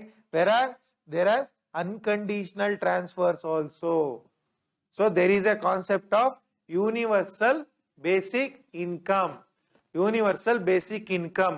Universal basic income andre, instead of giving PDS subsidy, Manrega subsidy, electricity subsidy, gas subsidy to people, and also health subsidy, education subsidy, what government does, wholesale agi ತಿಂಗಳಿಗೆ ಇಷ್ಟು ದುಡ್ಡು ಅಂತ ಎಲ್ರಿಗೂ ಕೊಟ್ಬಿಡ್ತಾರೆ. 1,000 ನಿಮ್ಮ ಅಕೌಂಟಿಗೆ ಬಂದು ಬೀಳುತ್ತೆ ಪ್ರತಿ ತಿಂಗಳು. ನೀವು ದುಡ್ಡು ಇನ್ಕ್ಲೂಡಿಂಗ್ ಮುಖೇಶ್ ಅಂಬಾನಿಗೂ ಬೀಳುತ್ತೆ, ನಿಮ್ಗೂ ಬೀಳುತ್ತೆ. Universal basic income, that is unconditional based, ಅದೊಂದು ಕಾನ್ಸೆಪ್ಟ್ ಇದೆ, right? That is unconditional transfer. Okay. So factors of production. So you are producing a product. What are the factors of this production? Using what you are going to produce a product? So you are going to produce a product. You require land. You require land, right? You require land. You require labor. You require labor. You require capital. Capital is required. Money is required. Without all these three things, an enterprise cannot be established. And enterprise is also a product factor. Idella iddunu, somebody should start an enterprise, a business, without which all these three things will not be useful. Land, labor and capital, very, very important, though very simple, is the factors of production. Land, you know what is land? Labor means physical employment, ಕೆಲಸಗಾರರು. Capital, ಬಂಡವಾಳ. Investment, it may be investment, it may be machinery. Suppose we have this smart board we have, that is an capital, that is an investment made by the institute, right?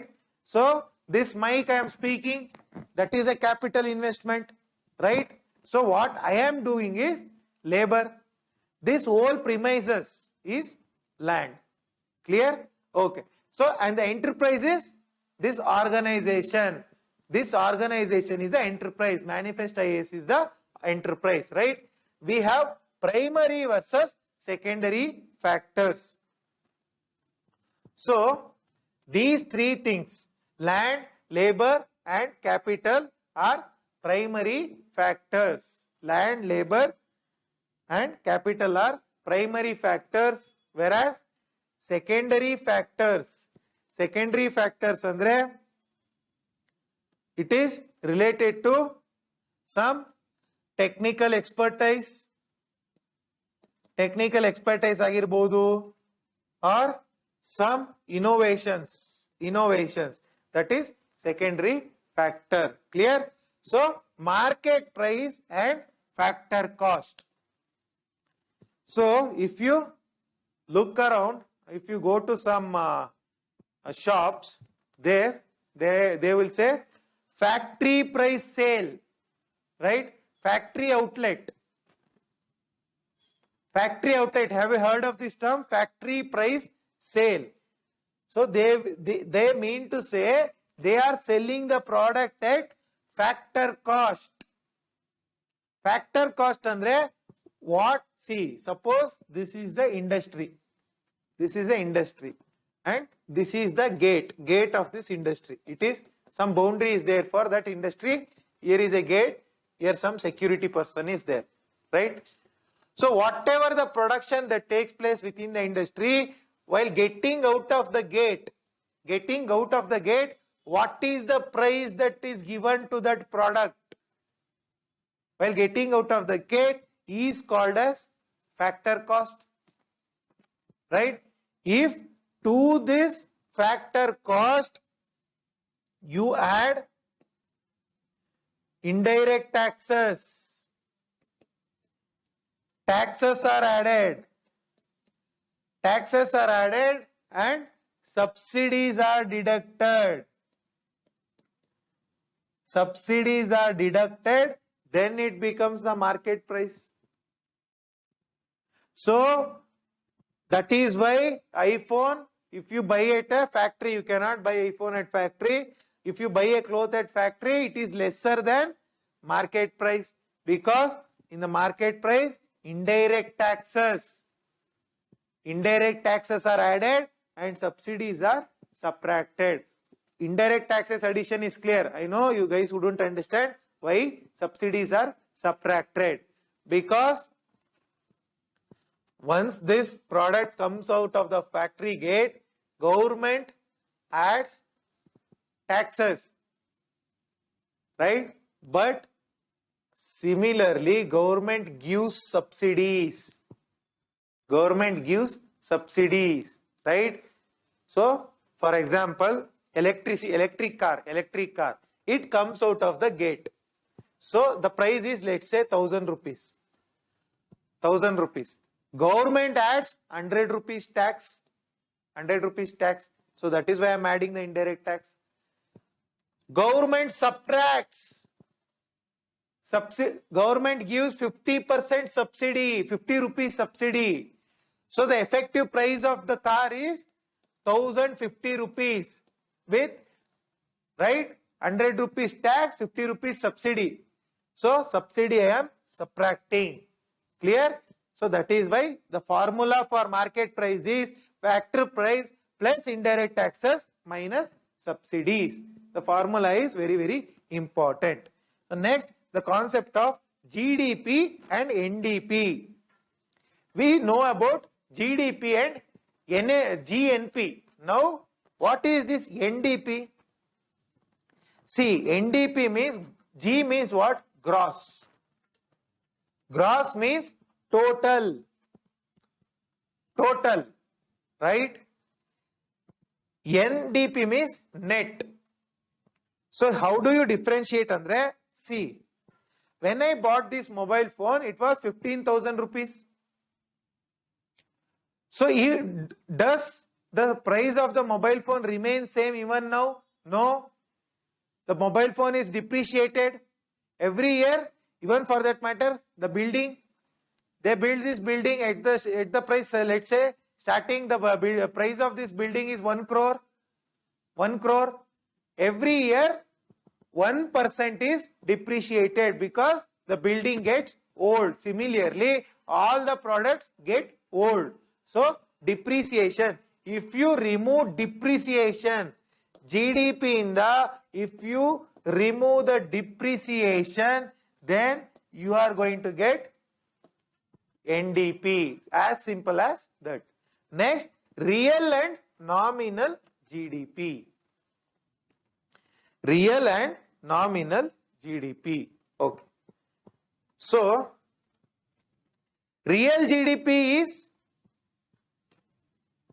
so first you should understand the nominal GDP. To understand that, you should know the concept of inflation, right? See, suppose I am selling 10 apples at 10 rupees, right? The cost of one apple is 1 rupee, right? So, next year, I will sell the same 10 apples at 15 rupees.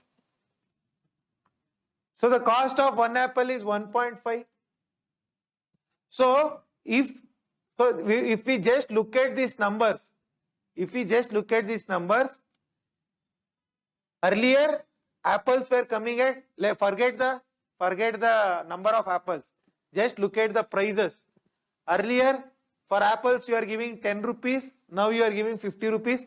Does it mean 15 rupees ge 15 apples barta ide anta arthana? No. The same apple price has increased. The numbers are not increased, right? Similarly, GDP ge, if you add the inflation, all the products, I just gave example of apple. You add all the products of India, goods and services. So if you add the inflation, then that is nominal GDP. GDP measured with inflation is called nominal GDP. But GDP, if you measure without inflation,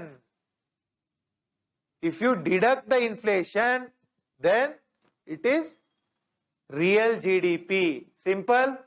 Clear? Okay. So we have the concept of GDP deflator. What is GDP deflator? Andre? See, here we have nominal GDP. Nominal GDP is higher than real GDP because it is high price. Real GDP plus something, plus some value is nominal GDP. This value is called the deflator. If you what value you are going to add to real GDP, that is called nominal GDP, or nominal GDP in the simple mathematics. Put this, it will become negative, right? Nominal GDP in the, if you remove the deflator, then it will become real GDP. Clear? So this is the concept of real and nominal GDP, and also GDP deflator. GDP deflator means GDP has flated, inflated like a balloon. You deflate the balloon. So then it will become real. Clear? Okay. Next, national income formula. National income formula.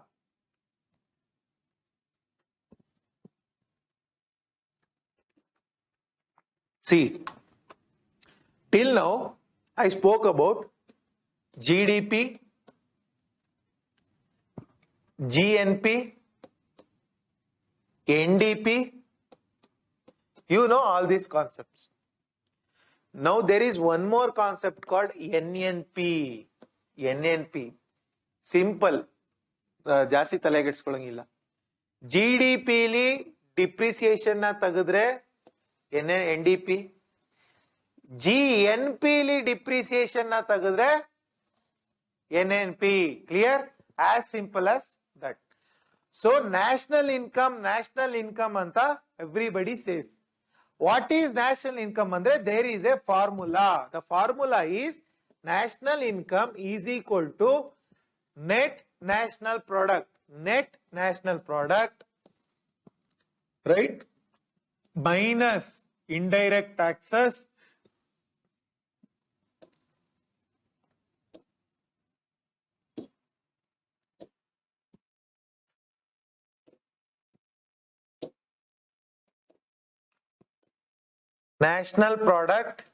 national income.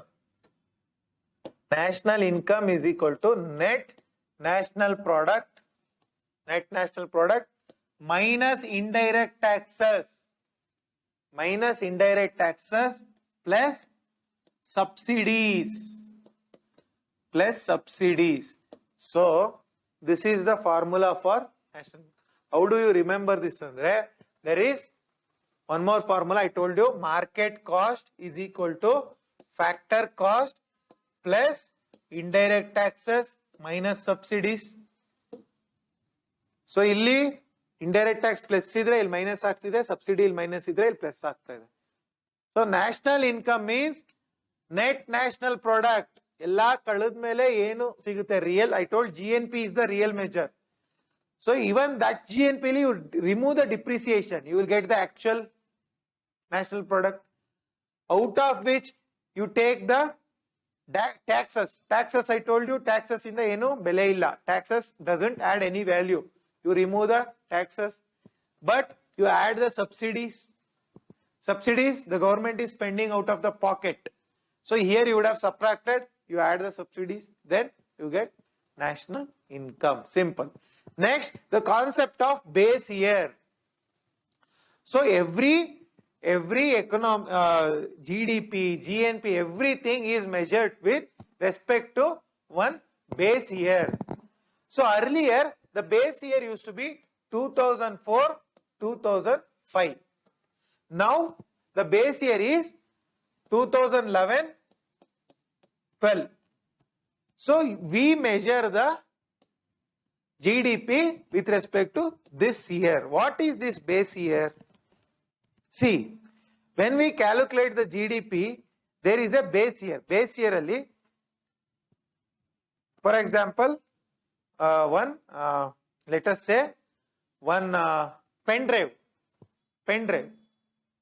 What was the cost of the pen drive during 2011-2012, right? 2011 and 2012. And what is the cost of the pen drive during 2022? So the cost of the pen drive in 2022 is called current prices. Current. Whereas the cost of the pen drive in the base year alli ade pen drive est cost ittu, that is called constant prices. Clear? Okay. So market value of output. So this is, so both of these speak about market value of output. Andre pen drive is a output by an industry. What is that market value? What is the market value of that output? Is it measured at current price or is it measured at constant price? Okay. Current price is the right measure. Okay. Next, seasonality. So what is meant by seasonality, Andre? You are comparing, see, I told you year has 4 quarters. April to June, July to September, October, November, December, January to March. When you are comparing the current year with constant base year, you have to compare the exact quarters, not the entire year. This is with respect to agricultural products. So ಈಗ January March ಇದರಲ್ಲಿ January to March ಅಲ್ಲಿ ಈರುಳ್ಳಿ ಬೆಲೆ ಎಲ್ಲ ಬಿದ್ದೋಗಿದೆ, right? ಅದೇ you take the price in October, December, it will be high, or even in August, whatever, right? So seasonality, it based on the season. Agricultural products prices are based on the seasons, various seasons. Clear? So when you compare this year with the base year, you have to compare the exact months and matra. If you are comparing August to June in 2022, you have to compare with August to June of 2011-12, not with June to September, July to September. Exact ಇವಾಗ ಏನು months na ನೀವು compare ಮಾಡ್ತೀರಾ, same months you have to compare them. Clear? Okay. Next, potential GDP, positive and negative. So what is potential GDP andre? See, today India's real GDP is around 140 crore. India's real GDP in 2018-19 was 140 crore. Okay. But is it the capacity of India? Doesn't India have more capacity? We can produce so many things. So, for 140 lakh crore is India's GDP. So, idralli, even under this, there are lot of unemployment, lot of health issues to the public, right? And lot of sectors are not supported by the government, right? And also lot of prices are, so lot of products of prices are, some products are less, and there are structural deficiencies. Andre agricultural products, there is no proper storage, ಕೊಳ್ತೋಗ್ಬಿಡುತ್ತೆ ತರಕಾರಿ ಎಲ್ಲ if there is no storage. So if you remove all these problems, this will definitely become some bigger number. 140 crore GDP will become some 300 crore if we remove all our problems. So that is called the potential GDP. If we remove all the problems, what we are going to get is called the potential GDP. Clear? Okay. Idu positive adru agirbodu. It may be positive or it may be negative also. When it is negative andre, when all the problems are removed, proper GDP 140 crore, what we have, if the potential GDP is less, andre an economy, Indian economy maximum 100 ಕೋಟಿ ಅಷ್ಟೇ, 200 ಕೋಟಿ ಅಷ್ಟೇ manufacture ಅಲ್ಲ, 140 ಕೋಟಿ ಅಷ್ಟೇ ಅಲ್ಲ, 130 ಕೋಟಿ ಅಷ್ಟೇ manufacture ಮಾಡಕ್ಕಾಗೋದು. Indian economy can manufacture only 130 crores with all the problems removed. But we are manufacturing 140 lakh crore. So we are doing excess. Economy is overheated. People are overworking. So then the potential GDP is negative. Clear?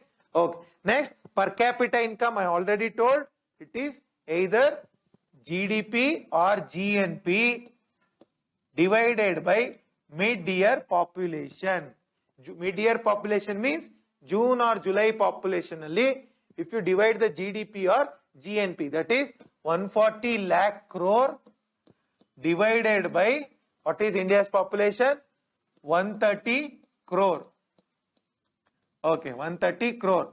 So the per crore gets cancelled. 130, 140, if you approximately eliminate, the approximate per capita income is how much? 1 lakh rupees. 1 lakh rupees per year. Per year. Okay. GDP limitations. Coverage. What are the negatives of GDP? What are the negatives of GDP? GDP doesn't cover everything. Domestic workers, mane kelsa madoru, they are not covered. Maneli free care economy given by ladies, mothers who give free care economy, that is not covered. Informal economy is not covered. Informal economy means domestic workers, mane kelsak baro, that and all are not covered. Right? So many sectors are not covered under GDP. So it is not a proper measure. And also quality. Quality is not proper, right? So GDP just measures quantity. Even environment cost is not covered. Environment, that is not covered. So there are lot of limitations. GDP just talks about numbers. We want more numbers, more GDP anta, but our numbers idrunu, no. Let's say we have 140 crore, 140 lakh crore GDP, but unemployment estide. So there are lot of things. Even the quantitatively we are good, quality is not good. Even if we are 140 lakh crore, there are crimes, there are rape crimes. So there are lot of issues, lot of poverty is there, illiteracy is there, so many things are there.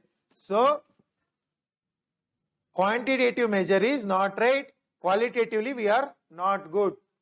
Economic cost is not included. Environment cost is not included. So many things are not included in the GDP. Pollution is not included.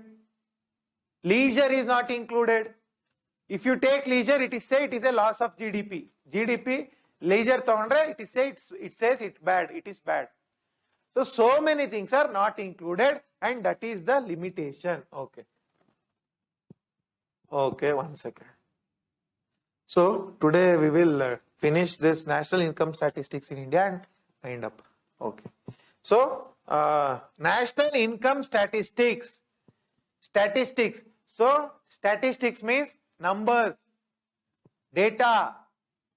India dalli who gives the national income statistics in India? It is CSO, now rebranded as NSO, Central Statistics Office under Ministry of Statistics and program implementation, right? So it gives quarterly. GDP na every quarter kodutte. Yaru? CSO. And also it gives GVA, gross value added. I told you what is GVA. That is given. And this entire thing, GDP, GNP, industrial output, inflation, whatever is there, everything is called National Accounting System. This system is called National Accounting System. Clear? And it also specific who changes the base year andre it is CSO base year. So after Narendra Modi ji government came in 2014, in 2015 they changed the base year to 2011, 2012. Why base year is changed? Why base year changed? This concept is important. See, earlier the base year was 2004, 2005. There not 2004, 5 artificial intelligence itta, biotechnology itta. Not many things, not many products were not there. So when it comes to 2015, all of these things are there. So to include those things in the GDP, we have changed it to change the base year. To include the new products. The new products now, if we have to include in the economy, we are changing the base year. Next, it also gives advanced estimate. Advance estimate andre January it will give ee varshadu what is the GDP. ಎಷ್ಟು GDP we are going to produce. It gives advance estimate. It also gives quick estimate. End of the financial year, March 31st ಆಗ್ತಾ ಇದ್ದಂಗೆ it will give one more estimate called quick estimate. Quick estimate ಅಂತ ಒಂದು ಕೊಡುತ್ತೆ. Next, after that it gives provisional estimate. It is andre advance estimate without knowing anything it gives prediction. Quick estimate is better than advance estimate. Provisional estimate is better than quick estimate because it has lot of data. Final estimate is the best estimate which is given later on. So these are the estimates given by CSO, very, very important. Advance estimate, quick estimate, provisional estimate and final estimate. Clear? Okay. So tomorrow we'll continue with the National Infrastructure Framework for National Statistics, new institutional framework for national statistics. Thank you for your patience in hearing the class. I hope you found the economy class very interesting because economic concepts are very interesting. So please make good use of it. Please take care of your health. Jai Hind. Namaste.